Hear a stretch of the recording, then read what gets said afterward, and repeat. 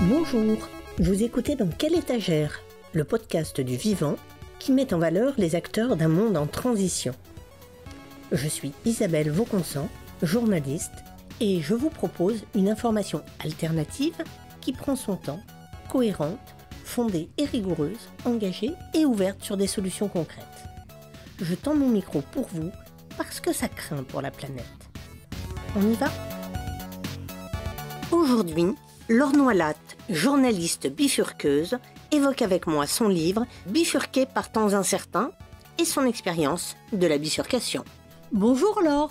Bonjour. Qui suis-je ? Je suis un être humain arrivé sur Terre à la fin du XXe siècle, dans le dernier quart du XXe siècle. Cette époque bénie des dieux, n'est-ce pas ? J'ai une formation d'ingénieur, mais je suis surtout journaliste, spécialisée dans la question de l'environnement depuis plus de 20 ans maintenant. Et ce contact quotidien dans les questions environnementales m'a amené à me poser de profondes questions sur le sens de ma place et le sens de ma vie. Le tout dans un système contraint, fini, plutôt en dégradation permanente. Tu viens d'écrire un deuxième livre. Après, comment être écolo sans devenir dépressif ? Sans finir dépressif, c'est important. Parce qu'on peut devenir dépressif, mais il faudrait pas qu'on finisse totalement dépressif. Voilà. C'est certain, je reprends. Après, comment rester écolo sans finir dépressif, tu présentes bifurqué par temps incertains. Dans l'un comme dans l'autre, j'ai constaté que l'incertitude est un sujet majeur. Tu peux me dire ce que c'est, l'incertitude ? Alors l'incertitude, c'est la vie même. À la base, tout peut voler en éclats. Première incertitude, je ne sais pas quand je vais mourir. Et cette idée de la mort est très présente dans mon rapport à la vie. Par ailleurs, ce qui était certain il y a 2 ans ou il y a 4 ans ne l'est absolument plus aujourd'hui. Quand le premier confinement, que j'appelle le grand confinement, les premières 11 semaines qui nous clouent à terre les uns et les autres en mars 2020 surgit, on a eu la certitude qu'on ne savait rien et que on ne savait pas que le gouvernement pouvait lancer par exemple en France le quoi qu'il en coûte, on ne savait pas qu'on pouvait s'arrêter et que finalement qu'une certaine paix sociale perdure. Ce qui m'inquiète le plus dans mes incertitudes qui sont devenues obsessives, si ce n'est obsessionnelles, c'est vraiment l'incertitude des lendemains, alors au sens où les conditions de vie sur Terre étaient stables depuis à peu près 10 000 ans. On est sorti de nos grottes, on s'est sédentarisé, on est même allé sur la Lune. En 10 000 ans, tout ça a été possible, en partie parce qu'il y avait une extrême stabilité des conditions climatiques à la surface de la Terre. Or, ces conditions climatiques sont en train de basculer rapidement et dans une intensité assez importante. Du coup, on ne sait plus de quoi demain est fait. C'est-à-dire, l'été 2022 nous prouve que c'est pas parce qu'on est dans un pays tempéré, en France, tranquillou, avec nos agriculteurs, nos vaches, etc., que tout va bien se passer. C'est-à-dire, le climat, les temps changent. Ça va enclencher des effets en cascade. En fait, dans cette incertitude, il y a aussi le pire n'est pas certain, même si je suis assez une fanat du pire, par souci de lucidité. J'aime bien penser au pire pour que, comme ça, s'il advient, je suis à peu près préparée. S'il advient pas, c'est un win-win game, c'est un peu le pari de Pascal, quoi. Là, les incertitudes, elles concernent à peu près tout. Déjà, ma vie quotidienne, ma vie amoureuse, ma vie professionnelle, et derrière, tout ce qui englobe la vie même sur la planète Terre.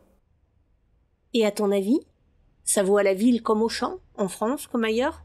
C'est vrai pour les pays tempérés, occidentaux, riches, comme dans les pays pas riches, et qui sont plutôt en ce moment dans le couloir de la mort, je pense au Sahel ou à des zones très critiques comme ça. C'est valable à peu près partout. L'incertitude et comment dire, c'est un peu la saveur des temps actuels. D'ailleurs, en 2 ans, on a un corona, et puis après, on a une guerre aux portes de l'Europe, en Ukraine. Tout dévisse, ce qu'on pensait garanti comme sûr, des prix tempérés pour l'énergie, des matériaux, etc. Bon, tout explose, tout dévisse. Un peu comme si la carlingue humaine, les rivets sautaient les uns peu après les autres, et on ne sait pas lequel va être déterminant, pour un décrochage généralisé. Et il y a des idées qui dévissent aussi. Il y a des idées qui dévissent sérieusement. Et puis alors, ce qui est sûr, c'est que le politique, quel que soit son bord, n'est absolument pas préparé à ce qui arrive, ou alors il est préparé et il fait mine de regarder ailleurs, ou alors il n'est pas au courant de l'intensité des déflagrations qui arrivent et il révèle son impuissance dans l'inaction. C'est-à-dire que, quoi faire quand de toute façon, quand vous voulez taxer un litre de gasoil, tout le monde est dans la rue, quoi faire quand un corona nous cloue à terre en tant que société. Diriger un pays, désormais, c'est quelque chose d'assez sport. Moi, je trouve que l'écologie est très peu présente dans le discours politique. C'est effarant. Je suis sans mots, assez désarçonnée à chaque fois que j'entends quelqu'un sur les ondes. Tiens, ce matin, c'était Ruffin, pour pas le nommer, donc c'est plutôt un bord politique qui est proche de mes idées, etc. Pas un mot sur le fait que la vie se rétrécit, que les conditions de vie sur Terre changent et que tout ce qui était possible hier ne le sera pas demain. Donc je suis assez effarée. Ça fait 20 ans, 25 ans que j'observe les questions politiques par le prisme de l'environnement, donc de la crise climatique, mais aussi de la biodiversité, de l'affaiblissement des ressources, etc., etc. Il n'y a aucune réponse à la hauteur. Aucune réponse à la hauteur. Il faudrait renverser totalement la table de la vie en société et là, personne n'est prêt à jouer cette carte-là. Est-ce que bifurquer est une solution face au déluge de mauvaises nouvelles de la planète ? Et bifurquer, qu'est-ce que c'est ? Bifurquer, c'est braquer un peu le volant de sa vie, changer de direction, changer de cap, tout simplement. Alors c'est vrai que c'est un mot, la bifurcation, très joli, très peu usité avant 2020. Imaginons qu'on est sur une route avec un volant dans les mains, on est dans cette voiture qui file à toute allure, il y a deux possibilités, vous êtes le conducteur de votre propre véhicule ou vous êtes un passager. Donc si vous êtes conducteur, vous pouvez appuyer sur la pédale de frein, braquer le volant, faire un dérapage contrôlé, ralentir. Si vous êtes un passager impuissant, vous pouvez mener une rébellion pour sauter sur le conducteur et lui imposer de changer la direction. D'une manière générale, on a différents endroits, différents niveaux de bifurcation possibles. À titre individuel, personnel, il y a une transition intérieure que nous impose un peu l'époque. Il y a également, à titre individuel, dans le quotidien, comment j'occupe mes journées 8 heures par jour, mes journées d'ailleurs de travail, grande question actuelle dans la société en ce moment-là, mais aussi avec qui j'occupe mes journées, est-ce que je suis avec les bonnes personnes, où est-ce que je suis installée, quelles sont les valeurs qui comptent pour moi, est-ce que c'est passer 2 heures en pleine nature tous les jours ou 2 heures dans les transports en commun, à courir partout, dans tous les avions, toute la planète. Bref, la bifurcation est un espèce de grand magasin des possibles, voilà, pour l'individu, pour l'activiste, militant, l'être humain, l'être humaine tout simplement, qui peut se dire, bon, l'époque me renvoie quand même à ma finitude. Dans les temps à peu près tranquilles qui nous restent, qu'est-ce que je veux faire et qui est-ce que je veux être, restent 2 questions majeures auxquelles on peut maintenant répondre sans rougir, quoi. Ça repose sur une vraie introspection, non ? Je trouve, et ça c'est un peu la surprise pour moi de tout le voyage que j'ai entamé en rentrant dans des collectifs, en faisant sur place, dans cette fameuse action qu'on appelle tous de nos voeux, parce que l'action porte en elle la magie, la grâce, le pouvoir, et puis c'est un anxiolytique super puissant face à nos éco-anxiétés respectives. Alors, se mettre dans l'action avec d'autres, pour une raison d'être, avec une intention, ça demande de savoir qui on est, ce qu'on veut, quels sont ses défauts, ses qualités, et ça peut être parfois très très douloureux. Moi, j'ai beaucoup souffert. Il y a combien de temps ?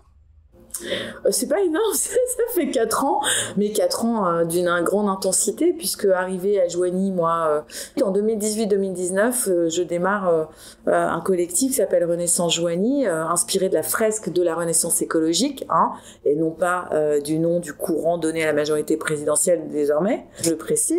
Et donc cette fresque de la Renaissance écologique nous servait un peu comme d'un tableau de bord, déjà pour se réunir, pour se rencontrer, se connaître, et puis après se mettre à l'action. Et je sous-estimais ma part dictatoriale, enfouie en moi, ou ma part extrêmement indépendante ou solitaire, qui fait que je fais partie de ces personnes qui aiment bien quand ça suit, quoi, et pas qui aiment suivre. Donc du coup, ça peut poser beaucoup de questions. Ouais. Et puis, de toute façon, les actions qu'on mène localement, elle renvoie aussi à notre petitesse, à notre insuffisance. Alors, pas au fait d'être suffisant ou insuffisant, mais notre impuissance, oui, quand même, qui est caractérisée. Et Il y a quelque chose de l'ordre de la dignité, là, du salut, de la dignité du présent à agir, qui est quasi de l'ordre du truc du martyr, quoi. On agit, on sait que ce sera jamais à la hauteur des enjeux, mais on le fait quand même pour rester debout. Et ça, c'est assez magique.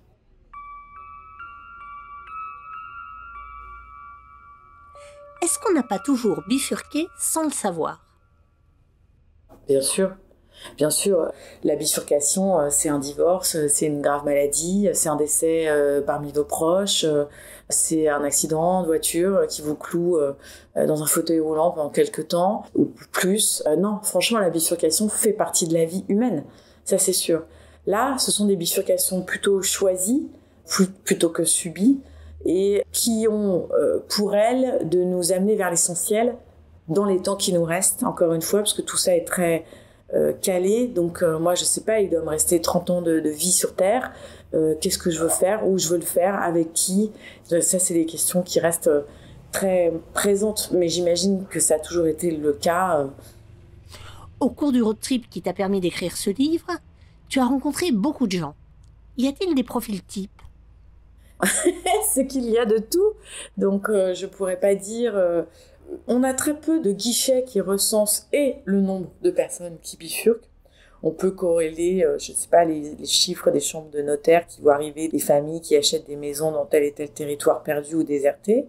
On peut corréler des démissions, les chiffres de la DARES et du ministère du Travail. On peut corréler les choix des étudiants quand ils décident de ne pas utiliser leur diplôme d'ingénieur, de grand commercial, etc., pour faire autre chose. Mais tout ça reste difficile à quantifier. On sait que c'est des milliers, des dizaines de milliers, peut-être des centaines de milliers de personnes. Mais de tous ceux que j'ai rencontrés et dans les territoires qui sont à peu près répartis sur toute la France, on retrouve de tout. À la fois des personnes très jeunes qui n'ont pas envie de s'emmerder métro, boulot, dodo, qui ont envie de vivre en commun, de mutualiser leurs biens, alors d'abord leur petit pécule pour investir à plusieurs, ensuite les espaces partagés. Donc chacun sa chambre, chacun sa petite maison dans un hameau, etc. Mais beaucoup de communs pour quand même faire ensemble. La chose qu'on veut faire en premier ensemble, c'est le potager. C'est faire sortir des légumes de terre pour essayer d'atteindre une forme d'autonomie alimentaire. Donc vous avez sorti vos légumes de terre, vous allez vous mettre à les mettre en bocaux, à les conserver. Toute la partie conserverie est phénoménale, chronophage et c'est très énergivore. Mais c'est très joyeux. Déjà, des personnes qui veulent vivre une expérience en commun. Ensuite, il y a des personnes qui en ont ras-le-bol de contribuer à un système mortifère. Le confinement est passé par là. Donc, pour les familles qui étaient confinées dans des appartements sans regard extérieur, ça a été des déclencheurs de « on arrête là, ça suffit ». On va partir, en l'occurrence d'une ville souvent comme Paris, où les prix au mètre carré sont hors de prix, et on va avec un petit peu d'argent, en général, essayer de démissionner, trouver du boulot ailleurs, et puis trouver une maison et retrouver le temps, l'espace délié, être proche de la nature. Ça, c'est des choses qu'on retrouve tout le temps. J'ai découvert aussi par 06 Planète des personnes qui bifurquaient alors qu'elles ont plus de 50 ans, par exemple. Elles sont pas tout à fait à la retraite, ou alors sont à la retraite, mais elles veulent vivre l'expérience de la vie en commun. Parce qu'en fait, quand on y pense dans la vie, quand on est étudiant, on n'a aucun problème pour louer, ça nous pose pas de problème. Au contraire, on trouve ça très chouette. Dès qu'on est à deux, en couple, et qu'on veut faire des enfants, on arrête les colocations. Et puis dès qu'on s'est séparés 3-4 fois et qu'on a plus de 60 ans et qu'on s'emmerde tout seul dans sa grande maison en attendant les petits-enfants, s'il y a lieu d'être, on se dit mais pourquoi ne pas revivre une expérience commune, collective, en général avec plus de capital financier, plus de capital culturel, et puis une envie, après avoir bien bossé pour récupérer toutes ces annuités, de se faire plaisir tout en œuvrant pour un territoire d'élection, quoi. Donc voilà, j'ai trouvé un peu de tout, des anards, des pas anards, des personnes très engagées politiquement, d'autres moins, des personnes qui bifurquent individuellement, d'autres qui bifurquent pour une cause. Il y a à peu près de tout. Qu'est-ce qui les distingue des 68 arts avec lesquels on les compare souvent? La question est intéressante. Ce qui distingue principalement ces personnes des 68 arts, c'est l'urgence écologique. Quand bien même, en 72, paraissait le rapport du Club de Rome, dans les milieux 68 arts, ils étaient déjà pas mal au courant que quelque chose ne tournait pas rond. Mais là, ce qui se passe, c'est qu'il y a moins la jouissance, le jouir sans entrave. On sait que on est dans un système fini, que les premières constatations d'un changement environnemental d'envergure, les premiers signaux sont là. Le pire n'est pas certain, mais en tout cas, demain sera pire qu'hier. Enfin, il y a de fortes chances que ça s'accélère. Le mois de novembre 2022 a vu arriver sur Terre le 8 milliardième petit être humain. Plus on est nombreux à vivre sur la même planète, avec les mêmes désirs, à vivre plus longtemps, moins ça va bien se passer, quoi. Il y a un 21e siècle qui n'a pas la même odeur, la même couleur, la même tessiture que le 20e siècle.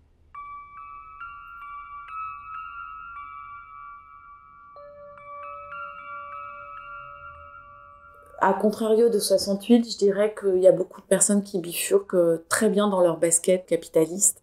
C'est-à-dire qu'on a besoin d'un petit capital social quand même, et culturel, mais un capital financier également pour bifurquer, ne serait-ce que pour trouver un nouveau home sweet home, ne serait-ce que pour avoir les moyens de déménager, de changer le rapport au travail. Est-ce qu'il y a deux salaires dans la maison ou pas? Et puis après, tout ce qui est capital social et culturel, c'est important parce que beaucoup de personnes n'ont pas de moyens financiers, mais bifurquent parce que ras-le-bol du travail, ras-le-bol du sens qu'on n'y met pas. C'est peut-être parce que c'est une révolution bourgeoise. Les personnes qui bifurquent en connaissance de cause sont des gens plutôt acculturés. De là à dire que ce sont des bourgeois, non. Bourgeois, non, je crois pas. C'est un marqueur franc pour ceux qui peuvent de bifurquer pour retrouver du sens avant qu'il soit trop tard. Ouais. As-tu rencontré des gens qui ont regretté? J'ai surtout rencontré des personnes qui ont mésestimé la difficulté qui les attendait. Je pense par exemple à Florence, qui est la première personne que je suis allée voir et qui a monté un lieu avec son mari. Ils sont partis de Paris, ils se sont installés dans la Sarthe. Grande, superbe maison à rénover, des moutons partout. Et là, je découvre quelqu'un d'épuisé qui est sur les rotules et qui me dit que c'est très, très, très compliqué de s'improviser bergère, de s'inscrire dans un territoire. Et de toute façon, ça, c'est quelque chose que je retrouverai partout en France. C'est-à-dire, vous êtes dans un pays où si vous n'avez pas 3 générations au cimetière, vous n'êtes pas du coin. Donc, il y a toute une hybridation avec la population locale qui va être nécessaire. Il y a plein d'obstacles à dépasser pour ça. Il faut arriver en toute humilité. Il ne faut pas se dire le territoire m'attend, il n'attend que moi pour faire. Il faut dire mais qu'est-ce que moi je peux apporter à un territoire déjà riche en général d'initiatives et de choses qui se font à droite à gauche. Donc, la difficulté de fait de pouvoir être accepté dans un territoire, de la charge mentale, du travail que ça représente. Et aussi, d'autres personnes m'ont parlé de ce moment un peu vertigineux où on se rend compte, on a un cerveau bien fait, on sait penser, on sait lire, on sait avoir un avis sur plein de trucs, mais on sait pas planter un clou.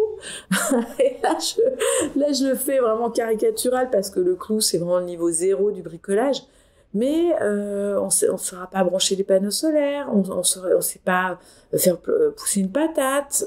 Ah, on découvre que, oui, un toit, ça s'installe comme ça, une charpente, une menuiserie, que c'est chouette de réparer, de bricoler, de machin. À un moment donné, qui vous a appris à coudre, qui a appris à réparer, un vélo, etc. Donc, l'avantage de l'époque, c'est que partout en France, maintenant, il y a ça. Il y a des personnes qui apprennent, qui enseignent, qui transmettent, qui partagent, et des gens qui sont très avides pour demain d'utiliser leurs deux mains. C'est vrai que quand on sort de, je sais pas, AgroParisTech, pour ne citer que, ou l'X, ou Sciences Po, on vous a jamais foutu les mains dans le cambouis d'un moteur, quoi. Et encore d'un moteur mécanique, pour réparer, pour faire durer plus longtemps, pour lutter contre l'obsolescence programmée, etc. Et ça, c'est des fois un petit peu difficile, ouais.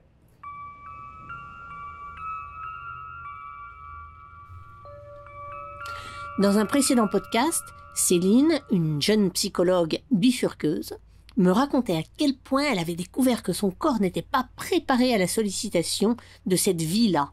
Elle me disait qu'elle avait besoin de s'endurcir pour tenir le coup. Quelle bonne fatigue d'ailleurs, par ailleurs. Oui, alors ça, c'est bien le drame de l'agriculture actuelle. On va manquer 600 000 agriculteurs dans les quelques années qui viennent. Je ne vois pas 600 000 candidats qui sortent d'AgroParisTech ou de l'X ou même moi, j'aurais pas envie de bifurquer, aller passer 12 heures par jour dans des champs, par moins 10 parfois, par plus 40 d'autres fois. Tout ça pour faire pousser 3 patates qui vont me nourrir sur le temps long, peut-être 3 mois. Ouais, j'avoue que là, on a perdu le goût de l'effort physique, ouais.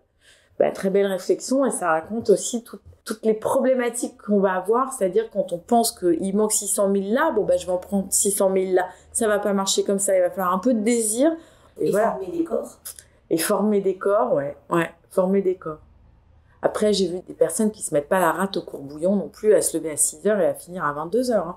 Il y a aussi des personnes qui vont piano, sano, qui font pousser le juste nécessaire, tout ce dont ils ont besoin. Parce que si on bifurque d'un système d'esclavagisme à un autre, c'est pas l'objectif non plus. Y a-t-il d'autres freins? Les tiens, ceux des autres, qu'est-ce qui empêche? Je trouve qu'on n'a pas de revenus de la transition. Dans tous les milieux, ça a l'air d'être un frein, et là, ça l'est particulièrement. On n'a pas de système social, à part Pôle emploi, qui viendrait aider des personnes qui sont en reconversion dans leur vie, reconversion de sens et de beaucoup d'autres choses, on l'a dit. Donc, la difficulté numéro 1, c'est finalement le rapport à l'argent. Alors évidemment, beaucoup des bifurcants, surtout les plus jeunes, disent « je n'ai pas besoin de gagner l'argent que je ne dépenserai pas, donc je réduis mes besoins ». C'est un peu comme je n'ai pas besoin de produire le kilowattheure que je ne consommerai pas. Alors, il y a beaucoup de troc, beaucoup d'entraide, de dons, mais il n'en reste pas moins que certains ont des charges.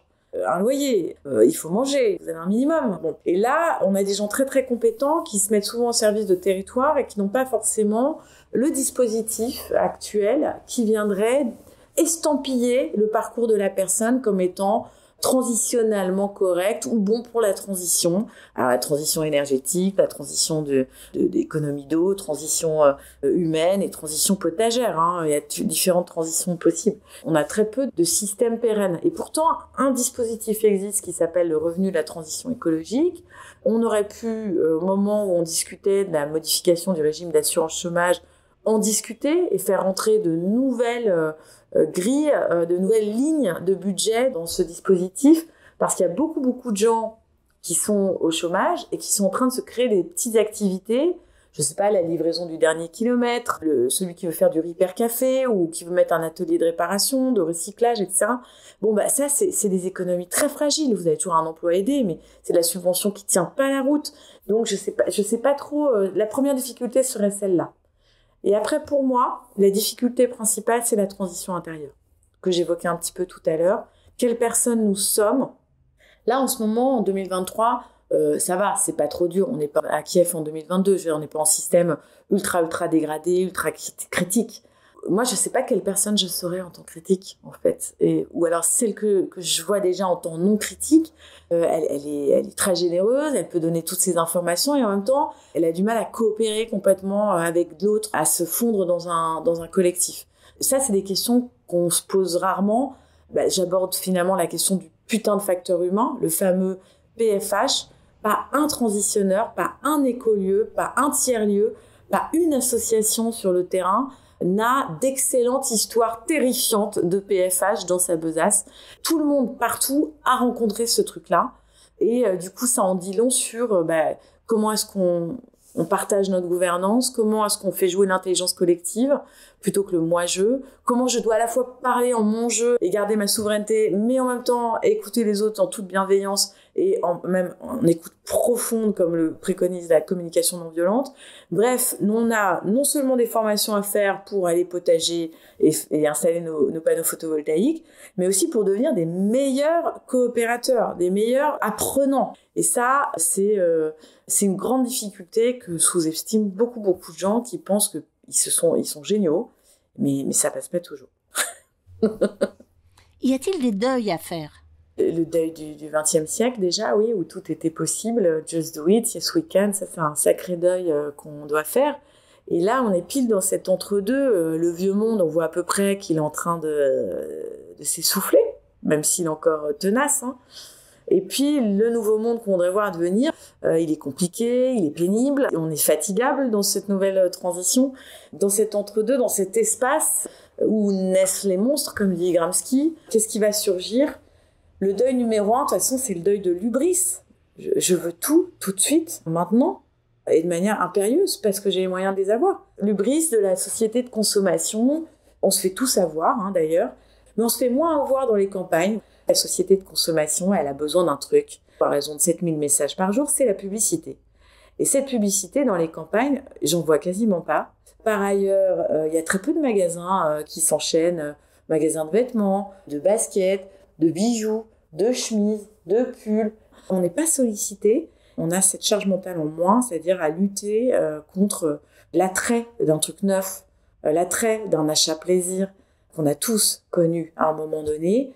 Là maintenant, c'est repriser ses chaussettes, c'est vraiment pas sexy, mais voilà, ça donne le deuil de la chaussette neuve. Mais pas le deuil du plaisir. Mais pas le deuil du plaisir, parce que d'abord, il y a un autre deuil à faire qui est assez rigolo, c'est le deuil de notre solitude extrême face à tout ça. Nous ne sommes pas seuls face à tout ça, et encore moins aujourd'hui qu'il y a 4 ans, ou 10 ans, ou 15 ans, ou 20 ans, parce que je le redis, mais ça fait 20-25 ans que je navigue dans ce truc-là, donc je sais qu'on était très très seuls. Maintenant, c'est un lieu commun que de vouloir changer de vie et de s'aligner, ses valeurs, son temps. Ça, c'est un deuil important à faire, le deuil de la solitude. Il a son corollaire, c'est que vous serez plus jamais tranquille. Et puis, non, son corollaire premier, c'est qu'il y a beaucoup de choses qui se font dans la joie, à plusieurs. Typiquement, à Joigny, on a acheté différents vergers, on peut tailler les arbres ensemble, on peut récolter les fruits ensemble. Dès lors qu'on a récolté 400 kilos de pommes, qu'est-ce que vous voulez qu'on fasse? On va pas se les répartir et les manger à l'infini, on va en faire des jus, on va les pasteuriser, on va les garder. Et donc, toute cette chaîne de conservation, de transformation, se fait dans la joie, le simple bon. Dans ton livre, tu parles aussi du regard des autres. Ça marche pas, la bifurcation, dans le regard des autres? La bifurcation est à la fois quelque chose qui est très envié, parce que ça démontre que vous avez le courage de tout envoyer valdinguer, ou presque, de repartir à zéro quelque part, de vous installer dans un endroit où vous connaissez personne, parfois, ou alors de vous monter dans une aventure avec des inconnus pour un collectif, vous ne connaissez personne, vous ne savez absolument pas comment ils réagiront en système critique, mais vous y allez quand même. Donc, à la fois, ce courage-là est très envié, et à la fois, on a peur pour vous, parce que de quoi tu vas vivre demain, surtout les jeunes. Imaginez, vous avez payé des études à votre gamin, il arrive un jour, il dit « Ouais, vous savez quoi? C'est quoi les parents, là, je vais bifurquer, je vais rejoindre les jeunes de la caserne bascule. Vous allez faire quoi toute la journée? Oh, on va animer des fraises du climat, on va aller aider un maraîcher du coin, on mangera les légumes qu'il nous donnera. Ouais, mais tu vas faire quoi de tes journées? Oh, mais on verra, t'es trop boomer, toi. Bon, c'est vrai qu'on a un peu peur, on se demande dans quoi ils s'engagent, parce que leur vie à eux risque de durer plusieurs décennies quand même. Et on voit bien que ça s'accélère, les dégradations et tout. Donc, j'ai l'impression que on a quand même beaucoup le courage et la peur pour l'autre. Le rapport au temps est aussi l'enjeu d'une forte remise en cause. Il y a un moment donné où je parle de la bifurcation intérieure. Enfin, on n'a pas besoin de prendre ses clics et ses claques, toute sa petite famille et son job, et de partir à 500 km de la capitale. Hein. On peut aussi très bien déjà changer son rapport au temps. Alors là-dedans, qu'est-ce que ça questionne? Comment j'occupe mes journées? Qu'est-ce qui est essentiel?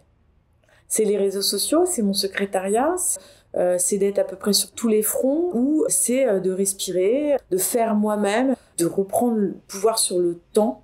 On a, disait la fondatrice Ticket for Change, on a 80 000 heures de travail dans sa vie.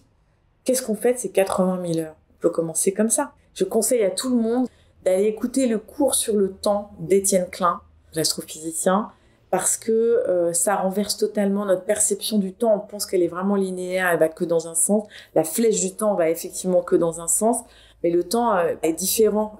Le temps d'un influenceur sur Internet n'est pas le mien. Qu'est-ce que vous mettez dans votre temps? D'ailleurs, la meilleure façon de voir son rapport au temps changer, je conseille à tout le monde de faire un jeûne de 1 semaine, parce que là, vous allez voir que vous consacrez à peu près 3, 4, 5 heures par jour à la bouffe, entre le fait d'aller aux toilettes, d'aller faire les courses, de cuisiner, de faire la vaisselle. Vous enlevez tout ça, vous avez 4 heures de nouveau temps pour vous. Qu'est-ce que j'en fais? Comment je m'occupe? Puis le temps, c'est aussi le temps de penser. Hein. On n'a plus trop le temps de penser là. Ah ça, c'est sûr. Autre question importante soulevée par ton livre. La vie en collectivité, c'est une utopie?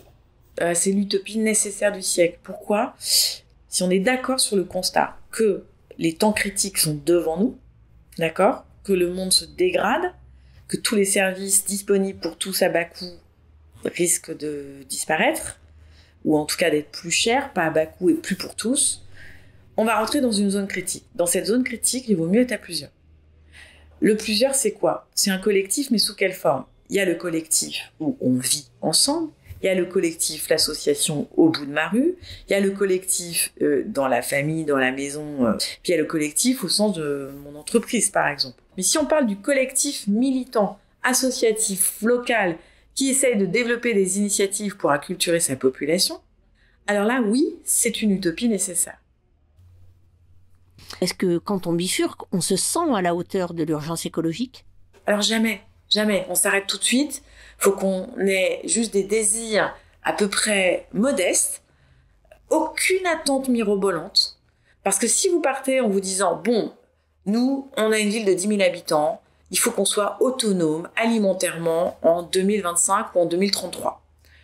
Allez-y pas à pas. Mais l'attente mirobolante qui fait que, vu les enjeux climatiques, avec nos petits bras de collectif, on va arrêter le changement en cours. L'effondrement de la biodiversité va s'arrêter parce qu'on va planter 3 arbres ou sauver 2 vergers. On va utiliser que de la monnaie locale complémentaire dans notre ville de 10 000 habitants et sa communauté de communes de 20 000. Bon, là, on part un peu perdant, sauf à être extrêmement patient et être capable de passer le relais dans quelques années. Et l'effet domino, c'est un mythe ? Et l'effet domino, ça, c'est le gros point d'interrogation. À partir de combien de personnes qui ont bifurqué auront suffisamment inspiré d'autres personnes pour que la société se cliquette vers... on a déjà des signaux faibles. On voit bien que dans beaucoup de territoires, maintenant on veut la fibre, on veut des espaces de coworking, parce qu'on sent que des personnes ont débarqué, il leur faut du télétravail. Télétravail, typiquement, c'est un truc qui existait avant le grand confinement. Mais c'était la croix et la bannière pour votre patron vous laisse travailler chez vous parce que vous alliez donner un peu envie à d'autres. Comment gérer une équipe si tout le monde est éclaté façon puzzle? Là maintenant le cliquet il a été très simple, tout le monde s'y est mis d'un coup. Quelle est la contrainte qui demain va nous imposer de tout changer? Encore 5-6 étés comme ça, des difficultés phénoménales pour les agriculteurs, les viticulteurs, les maraîchers. Peut-être que le cliquet, ce sera que au lieu qu'il n'y ait que 10 millions de personnes qui ont un potager, il y en aura peut-être 30 millions. Et là, ça changera peut-être quelque chose du rapport à ce qu'on mange, du rapport aux espaces verts. Faut-il des espaces verts municipaux, floraux, embellissants ou de l'espace vert nourricier? Il y a plein de choses qui sont à inventer et qui sont disponibles pour être renversées. Voilà, il peut y avoir un effet domino si c'est inspirant, si ça donne envie, s'il y a cette joie, si ça contamine les uns et les autres, si toute une génération s'y met. Nous, on peut être très vite très has-been en quelques années. Sans cesse, on est confronté à ceux qui traînent les pieds et se réfèrent à la Chine pour justifier leur inaction. Qu'est-ce qu'on peut leur répondre ? Alors, j'aime bien ces discussions-là, complètement. Moi, je renverse la proposition. Et si vous faites rien, vous vous sentez comment ? La Chine, d'ailleurs, en plus, je suis désolée, renseignez-vous, elle a déjà décarboné son point de PNB beaucoup plus que nous, d'environ 40%, la Chine. Alors oui, elle ouvre des usines à charbon tous les jours, mais en même temps, elle usine le monde. Donc, la Chine ne s'y met pas parce qu'on continue à lui commander des merdes pour remplir nos magasins à la con de guirlandes, de gadgets, d'assiettes, en veux-tu, en voilà, de bocaux, d'objets de déco idiots. Si on fermait ces magasins-là, je pense pas que les gens seraient malheureux. Si on essaye de supprimer la pub sur 6 mois dans les espaces publics, voyons ce que ça donne comme résultat. Alors ça va de Radio France aux couloirs du métro, en passant par les affichages 4x3 ou même gigantesques qu'on voit sur des immeubles en pleine rénovation. Bifurquer s'accompagne généralement d'un choix de sobriété. Mais de quelle sobriété parle-t-on ? Ça concerne à peu près tous les domaines de notre vie. On peut commencer modestement par faire un petit peu l'archéologie de ce qu'il y a dans sa maison, dans son appartement, dans son lieu de vie. Regarder ce qui sert pas, commencer à le donner, aller voir les circuits justement de dons, de recyclerie, se rendre compte qu'on a déjà énormément de choses et qu'on n'en a pas besoin de plus. Je n'ai pas besoin de produire ce que je ne consomme pas, donc c'est valable pour... En nourriture, si je ne consomme pas des lasagnes toutes préparées, c'est pas la peine de les produire. Si je ne consomme pas mon kilowattheure, j'ai pas besoin de produire ce kilowattheure. Si je consomme pas mes mètres cubes d'eau, j'ai pas besoin d'aller l'extirper ou d'aller l'assainir. Désormais, tout le monde considère ce mot comme un mot autorisé, voire imposé par les pouvoirs publics. C'est quelque chose qui va beaucoup, beaucoup plus loin que le simple kilowattheure ou le chauffage. Plus largement, au niveau national, comment peut-on penser la sobriété ? Alors ça impose de se poser des super questions que le philosophe Bruno Latour, qui est un peu un des penseurs du nouveau régime politique climatique, a posé dans son questionnaire qui nous dit qu'il faut qu'on re-rende vivre dans la zone critique pour atterrir dans les limites planétaires. Pendant le grand confinement, il a élaboré ce questionnaire que je trouve très intéressant. C'est très sympa à faire. Vous vous mettez autour de la table, vous répondez scolairement à ces questions. Quelles sont les activités fermées qui ne vous manquent pas et que vous voudriez pas voir rouvrir ? Quelles sont celles qui vous manquent, que vous voudriez voir rouvrir ? Et à chaque fois, par exemple, si on décide que toutes les ongleries de France et de Navarre doivent fermer, et si jamais il y a 10 000 personnes qui travaillent dans des ongleries, comment on occupe ces personnes-là ? Comment on les fait bifurquer elles-mêmes ? Quelle activité on leur propose à la place d'un truc aussi non essentiel que la peinture des ongles ? Quelle est la première décision du gouvernement en sortir du grand confinement ? En votant sa loi du budget, c'est d'allouer 7 milliards d'euros à Air France, parce que Air France avait ses avions cloués au sol, eux aussi. Moi, je pensais véritablement qu'on aurait un grand temps de réflexion sur un plan de bifurcation nationale, avec pour objectif les limites planétaires. Et en fait, on s'est pris une bonne claque. Il y a eu la claque du confinement, qui nous a plutôt, nous, les transitionneurs bifurcants, galvanisés. Et puis après, il y a eu la claque du retour au réel. Ah ouais, donc c'est retour à la normale. L'' normale. D'accord, donc pas de réflexion, pas de mise à plat. Donc oui, au niveau de la société, ça implique la sobriété, probablement d'engager une décroissance volontaire et non subie. On reproche souvent au mouvement écolo la culture de l'entre-soi. Les personnes qui œuvrent dans les collectifs, on va pas se mentir, se ressemblent un peu toutes, hein. On est tous blancs, bien nés, et si on n'est pas bien nés, on est vraiment des purs produits de la méritocratie républicaine. Donc on a fait nos études, on a bien travaillé à l'école, nous voilà avec des diplômes, mais on veut bifurquer. Donc il y a un grand entre-soi, c'est vrai. De la même façon que dans un club de joueurs d'échecs, vous avez un entre-soi, parce que les gens viennent là pour jouer aux échecs. Là, ils viennent pour la transition, pour l'entraide, pour la coopération, pour tous les outils qu'on essaie de déployer et de s'approprier. Après tout, c'est bien normal qu'il y ait un entre-soi. Certes, mais entre un club d'échecs et la nécessité de sauver le monde, les enjeux ne sont pas les mêmes. Merci de noter ça.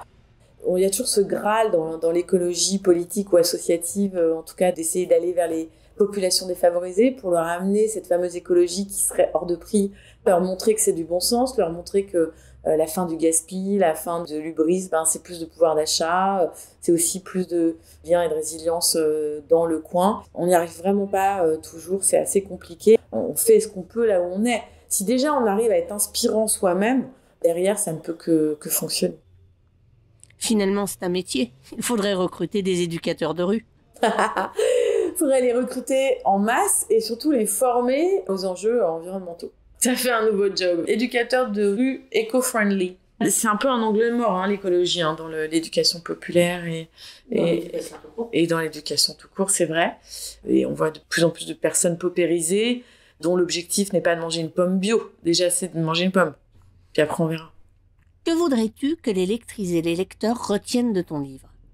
Que c'est dur, mais que c'est marrant. Que c'est dur, mais que ça peut nous permettre, sur les derniers moments de nos vies, de jouer un rétro-planning sympa, plein de coopération, d'amitié, d'événements, de petites actions. C'est pas nouveau, tout ça. Il faut en retenir que faut être bien outillé intérieurement pour pouvoir se lancer là-dedans, pour essayer d'être le moins gênant possible, le moins pénible possible, le plus enthousiasmant possible, le plus jovial, le plus allant.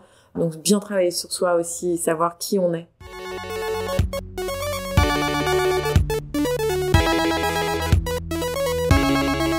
Merci à Laure Noalat, auteure de Bifurquer par temps incertain aux éditions Tana. Vous avez écouté Dans quelle étagère, le podcast du vivant que vous pouvez retrouver sur Terra Focus, la chaîne d'Ortus Focus. Ortus Focus, comme toute la presse de terrain indépendante, manque de moyens pour travailler. Votre soutien, aussi modeste soit-il, est important pour nous. Votre don sera défiscalisé à hauteur de 66%. Rendez-vous sur Hello Asso et merci d'avance.